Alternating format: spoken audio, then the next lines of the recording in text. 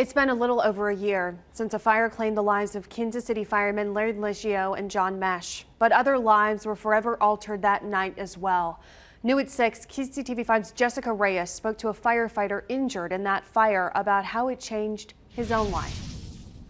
It was a tragedy that rattled this community more than a year ago. Today, this memorial sits at the same place where firefighters rushed into a burning building.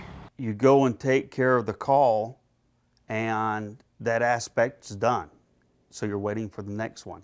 But on October 12th last year, Chris Anderson responded to what turned out to be his final call. Apartment fire, 2608 Independence Avenue. An apartment building on Prospect and Independence caught fire.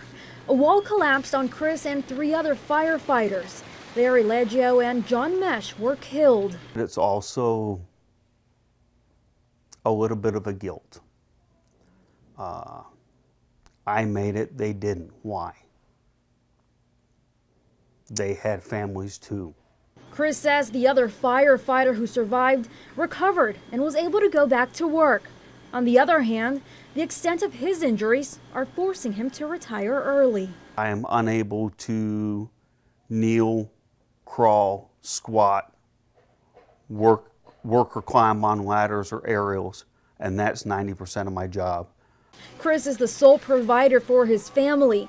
He says his disability pension will only pay 62% of his base monthly pay.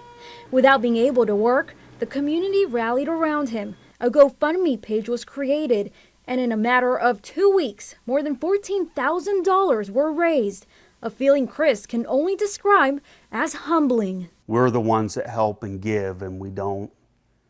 It's difficult to be on the receiving end. And Chris hopes this serves as a platform to help other firefighters in his situation. In the historic Northeast, Jessica Reyes, KCTV5 News.